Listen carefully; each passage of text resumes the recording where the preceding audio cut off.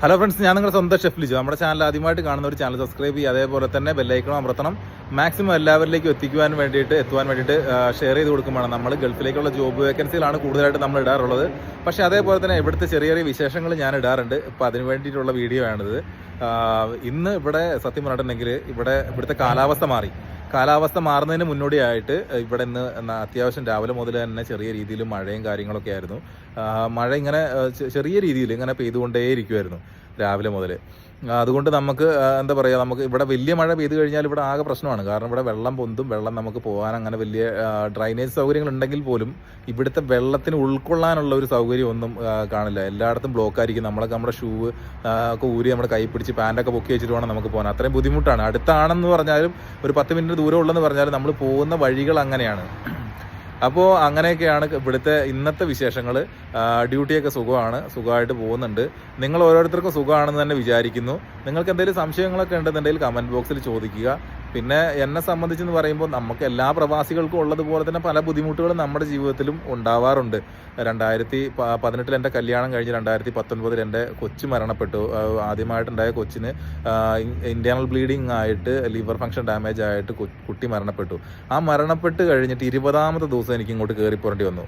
ഫസ്റ്റത്തെ കൊച്ചാണ്. ആ മരിച്ചു കഴിയുമ്പോൾ ഉള്ള അവസ്ഥ നിങ്ങൾ ആലോചിച്ച് നോക്കൂ. വൈഫിൻ്റെയൊക്കെ ഒരു സിറ്റുവേഷനൊക്കെ അത്രയ്ക്കും ഒരു ഇതായിരുന്നിട്ട് കൂടി നമുക്ക് എന്ത് ചെയ്യാൻ പറ്റില്ല, നമുക്കവിടെ നിൽക്കാൻ കഴിയില്ല. കാരണം നമ്മുടെ പ്രാരാബ്ദങ്ങളും പ്രശ്നങ്ങളും അത്രത്തോളമാണ്.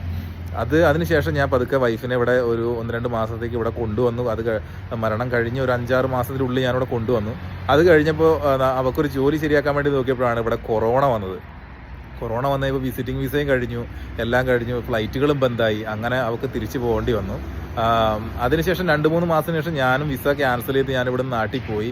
അങ്ങനെയാണ് നമുക്ക് നമ്മുടെ ഇപ്പോൾ ഉള്ള കുട്ടി, നിങ്ങൾ ഇതിന് മുന്നത്തെ നമ്മുടെ വീഡിയോസ് എടുത്ത് കഴിഞ്ഞാൽ കാണാൻ പറ്റും. അതിനകത്ത് ഉള്ള പൊന്നു സത്യം പറഞ്ഞാൽ ഞങ്ങൾക്കൊക്കെ അവളെ ഒത്തിരി ജീവനാണ്. അതേപോലെ തന്നെ ഒരു ഇൻസിഡൻ്റ് ആണ് സത്യത്തിൽ 2023 നവംബർ മാസം 26-ാം തീയതി എൻ്റെ അപ്പൻ മരിച്ചപ്പോൾ ഉള്ളത്. സത്യം പറഞ്ഞിട്ടുണ്ടെങ്കിൽ എൻ്റെ ഒരു ഭാഗം പോയതിൻ്റെ ഫീലാണ്. കാരണം അപ്പം മരിച്ചതിന് ശേഷമാണ് സത്യം പറഞ്ഞിട്ടുണ്ടെങ്കിൽ നമുക്ക് വരുന്ന ഓരോ പ്രശ്നങ്ങൾക്കും നമുക്ക് ഒരു ആശ്വാസം പകർന്നു തരാൻ പറ്റുന്ന രീതിയിലുള്ള ആൾ കൂടെ ഇല്ലാണ്ടാകുമ്പോൾ നമ്മൾക്ക് സത്യം പറഞ്ഞിട്ടുണ്ടെങ്കിൽ കുടുംബം നോക്കുന്ന ആളുകൾക്ക് അല്ലെങ്കിൽ കുടുംബത്തിന് ഉത്തരവാദിത്തമുള്ള ആളുകൾക്ക് നമ്മുടെ കൂടെ നിൽക്കേണ്ട ആളുകൾ കൂടെ ഇല്ലാണ്ടായി പോകുമ്പോൾ നമ്മൾ ശരിക്കും അങ്ങ് ഒരു ഒറ്റപ്പെട്ട ഫീല് പോലെ ആയിരിക്കും. അപ്പോൾ നമ്മൾ നമുക്ക് ഇവിടുന്ന് നമ്മൾ ക്യാഷ് മാത്രം നമ്മൾ അയച്ചു കൊടുത്ത് നമ്മൾ കാര്യങ്ങൾ പറയുമ്പോൾ ചെയ്ത് അങ്ങനത്തെ ഒരു സിറ്റുവേഷൻ ആയിരുന്നു. കാരണം പുള്ളിക്ക് അങ്ങനെ ജോലിക്ക് പോകാൻ പറ്റുന്ന സിറ്റുവേഷൻ അല്ലായിരുന്നു. പുള്ളിക്കും ഒരുപാട് പ്രശ്നങ്ങൾ ഉണ്ടായിരുന്നു. ലിവർ സിറോസിസ്, അതേപോലെ തന്നെ കിഡ്നി ഫെയിൽ, ഹാർട്ടിന് പ്രശ്നങ്ങൾ, ഹൈ ഷുഗർ ആയിരുന്നു. അപ്പോൾ അങ്ങനെയൊക്കെ സംഭവിച്ചാലും നമുക്കൊരാളവിടെ വീട്ടിലിരിക്കുമ്പോൾ ഉണ്ടല്ലോ, അതൊരു നമുക്ക് എന്താ പറയുക, നമ്മളോട് എന്തെങ്കിലും കാര്യങ്ങൾ നമ്മളോട് ഇങ്ങോട്ട് പറയാനും നമുക്ക് അങ്ങോട്ട് പറയാനൊക്കെ ഒരാളുണ്ടാകുക എന്ന് പറയുന്നത് ഒരു വലിയ കാര്യം തന്നെയാണ്. അപ്പോൾ അതൊക്കെ നഷ്ടപ്പെടുമ്പോഴാണ് സത്യം പറഞ്ഞിട്ടുണ്ടെങ്കിൽ പ്രവാസത്തിനെ ശരിക്കും നമ്മൾ വെറുത്തു പോകുന്നത്. നമുക്ക് ഇതൊക്കെ ഉണ്ടായിട്ടും അല്ലെങ്കിൽ എന്തെങ്കിലും സംഭവിച്ചു കഴിയുമ്പോൾ, പക്ഷേ ഭാഗ്യം കൊണ്ട് 2 പേര് മരിച്ചപ്പോഴും എനിക്ക് നാട്ടിലുണ്ടാകാൻ പറ്റി. അപ്പൻ്റെയൊക്കെ മരണത്തിൻ്റെ സമയത്ത് നമ്മൾ തൊട്ട് മുൻപിലുണ്ടായിരുന്നു. ഞാനൊക്കെ എപ്പോഴും പ്രാർത്ഥിക്കുന്ന അങ്ങനെ തന്നെയാണ്. നമ്മുടെ മാതാപിതാക്കന്മാർ മരിക്കുമ്പോൾ അല്ലെങ്കിൽ ഞാനടക്കം മരിക്കുകയാണെങ്കിൽ നമ്മുടെ മക്കൾ നമ്മുടെ ചുറ്റുവട്ടത്ത് ഉണ്ടായിട്ട് മരിക്കണം എന്നുള്ളത് മാത്രമാണ് എൻ്റെയൊക്കെ ആഗ്രഹം.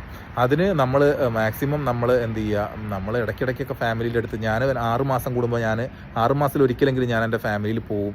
കാരണം നമ്മൾ എത്രയൊക്കെ നമ്മൾ പ്രവാസികളാണെന്ന് പറഞ്ഞാലും നമുക്ക് നമ്മുടെ നാട്ടിൽ നമ്മൾ ജീവിച്ച് അവരുടെ കൂടെയുള്ള ഓർമ്മകൾ, അല്ലെങ്കിൽ ഇപ്പോൾ ഞാൻ വന്നു കഴിഞ്ഞാൽ മാക്സിമം എല്ലാ കുടുംബങ്ങളിലും ഞാൻ ഓടി പോകാറുണ്ട്.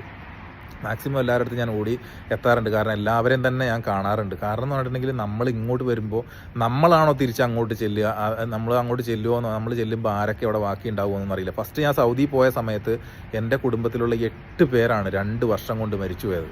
അപ്പോൾ ഇതൊക്കെ നമ്മൾ ഇവിടുന്ന് അനുഭവിക്കുന്നുണ്ടല്ലോ, നമ്മൾ അവിടുന്ന് കേൾക്കുവാണ്. അതായത് ഇന്ന ആൾ മരിച്ചുപോയി എന്ന് പറയുമ്പോൾ നമ്മൾ അനുഭവിക്കുന്ന ആ ഒരു ഫീല്. അതേപോലെ തന്നെ എൻ്റെ അമ്മയുടെ അമ്മ മരിച്ചത്, അപ്പൻ്റെ അമ്മ മരിച്ചത് ഒക്കെ ഞാൻ ഇവിടെ നിന്നപ്പോഴാണ്. അപ്പോൾ അതൊക്കെ നമ്മൾ കേൾക്കുമ്പോൾ നമുക്ക് ഒരു ഭയങ്കര ടെൻഷനാണ്. അപ്പം ഇങ്ങനെയൊക്കെയാണ് നമ്മൾ പ്രവാസി അനുഭവിക്കുന്ന ഒത്തിരി വിഷമങ്ങൾ.